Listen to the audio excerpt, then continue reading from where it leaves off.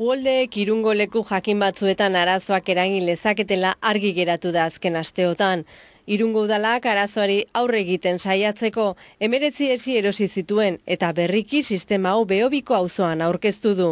Desde hace tiempo nosotros teníamos un compromiso con el barrio para tomar decisiones que permitieran paliar y desde luego intentar evitar en la medida de lo posible, en la medida en que está en nuestras manos, el daño que se pudiera ocasionar con un desbordamiento del río Bidasoa, que ese es el riesgo básico de la inundación en Beobia. Ibaiak gainezka egiteko arrisku egoeran udalak protokolo berezia abiatuko luke eta esiak gehienez ere 50 minututan muntaturik geratuko lirateke. Entonces hay unas cotas, hay unos baremos, entonces si ese nivel, a pesar de ser una alerta amarilla, supera los 4 metros, automáticamente se activa protección civil.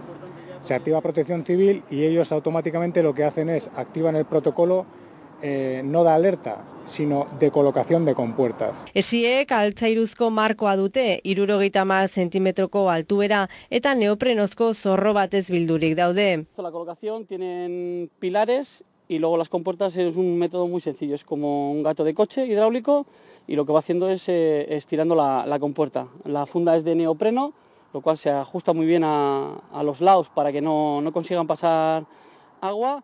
Esi hauekin auzoan uholdei itzuri altzaie. Halere, bestelako neurriak harlitezke arrisku egoerak saiesteko esaterako ibaia dragatzea. Nosotros ya hemos trasladado en más de una ocasión a las autoridades competentes, que no solo son las españolas, sino también las autoridades francesas, que el río debe ser dragado y de esta manera evitaremos problemas mayores de cara al futuro.